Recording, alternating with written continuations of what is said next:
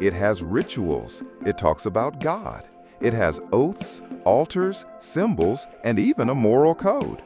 So, is Freemasonry a religion? Ask a Freemason and they'll say absolutely not. Ask the Vatican and you might get a very different answer.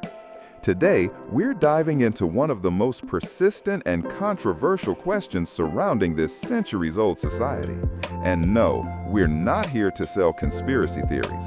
Just facts, nuance, and a few spicy questions. Let's start with the official answer. Most Grand Lodges state very clearly, Freemasonry is not a religion.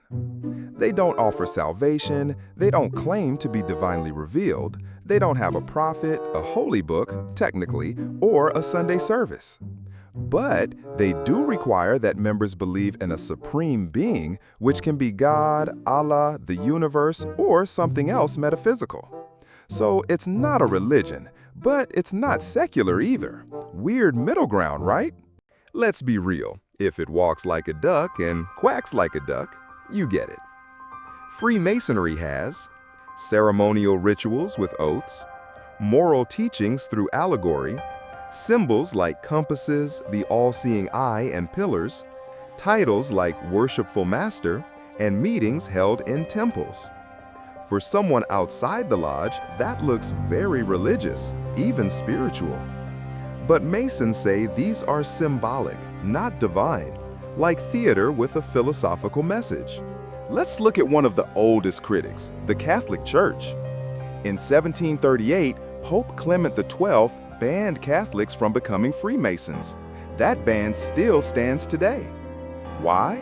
Because the Church believes Masonry promotes relativism, the idea that all beliefs are equally valid, which goes against core Catholic doctrine. Other groups, like some Protestant denominations and Islamic scholars, have also voiced concern. They say Freemasonry has secret doctrines, hidden theology, and rituals that mimic sacraments. Again, not everyone agrees, but the tension is real. Freemasons typically say, we don't replace religion, we support it. Members must believe in something higher, but they're free to define what that is. It's more like, bring your faith with you, we won't interfere. Some see that as tolerance. Others call it spiritual relativism. Who's right? Depends who you ask and how strict your theological lens is. Let's be fair. Here are strong reasons to say Masonry is not a religion. No claim of divine revelation, no fixed theology, no mandatory prayers or worship structure, no clergy, worshipful master is a title, not a priesthood, rituals are symbolic, not sacramental. It's more like a moral philosophy wrapped in theatrical tradition. Think Socrates with a funny hat and a handshake. Now flip the script. Why do some scholars say Freemasonry functions like a religion? It promotes ethical behavior tied to transcendence. It uses mystery, secrecy, and ritual initiation. It talks about light, truth, purification, and rebirth.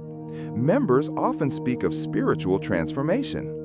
So while it doesn't offer salvation, it does offer meaning.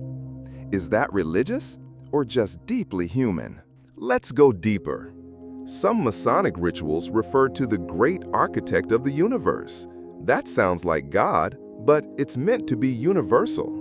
Some Masonic texts, like Morals and Dogma by Albert Pike, are so esoteric that people think they're hiding a theology. Then there's the infamous eye in the triangle, interpreted as everything from divine knowledge to Illuminati. Again, it's symbolic, but symbols are powerful and confusing. Here's the twist. Many Freemasons are devout Christians, Muslims, Jews, Hindus. Some say the lodge enhances their faith. Others say it challenges it. There are even Masons who leave the lodge after feeling spiritually conflicted. So it's not just about doctrine, it's about individual experience. And that's where things get messy and interesting. Let's break it down. Worship, deity defined, sacred text, priesthood, salvation offered, rituals. The overlap is in form, not function. Okay, let's talk secrecy. Freemasons love to say, we're not a secret society, we're a society with secrets. But what are those secrets? A hidden truth? A map to Atlantis? No, it's mostly passwords, handshakes, and ceremonial scripts. Why keep that secret? Because mystery creates meaning. If everyone knew the ending of the play, what's the point of the performance? It's less Da Vinci Code and more tradition with dramatic flair. Let's be honest. Say Freemason and people immediately jump to Illuminati, New World Order, lizard people, you name it. Why? Because the combination of history, secrecy, and symbolism is a perfect storm for conspiracy theories. Add in a few Hollywood movies and voila! Now every triangle is suspicious. But real Freemasons mostly just debate over dinner and talk about virtue, not world domination, unless that means who controls the dessert tray. Still, the myths persist because they're entertaining and because people love to connect dots, even when those dots are imaginary. Here's a twist: Freemasonry isn't static. Some lodges are super traditional, robes, candles, the whole vibe. Others meet over Zoom with a Google Calendar invite. In some countries, they're seen as elites. In others, they're struggling to recruit members under 40. They've added public charity work, scholarship funds, even open house events. So yes, it's old, but also adapting. The big question is, can a secret society survive in an age of live streams and Reddit threads? Thinking of joining? Here's what you should know. You don't need to be rich or powerful or part of some hidden bloodline.